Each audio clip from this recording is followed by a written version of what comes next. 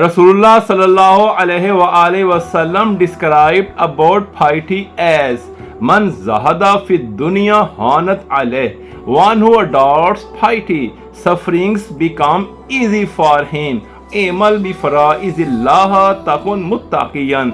If you follow the faraiz, you will become poised among people. Rasul hikmati makhafatullah. The top of wisdom is the fear from Allah subhanahu wa ta'ala. According to Surah Al-Baqarah, ayat number 197, فَإِنَّا خَيْرَ الزَّادِ التَّقْوَى. Indeed, the best provision is fear of Allah Almighty. According to Surah Al-Imran, ayat number 76, فَإِنَّ اللَّهَ يُحِبُّ الْمُتَّقِينَ. Indeed, Allah loves those who fear him.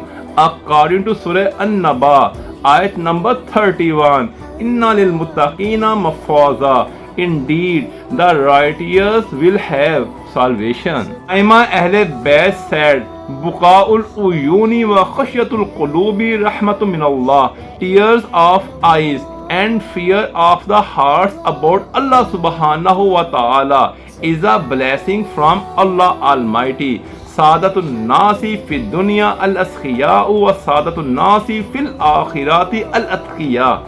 Generous in the world and pious people will be the chiefs in the hereafter. Law sallaytum hatta takunu kal awtari. If you pray so much that your waist becomes like a bow, lam yakbulillahu minkum illa bi wara'in. It will not be accepted without piety. A woman adopts piety in loneliness.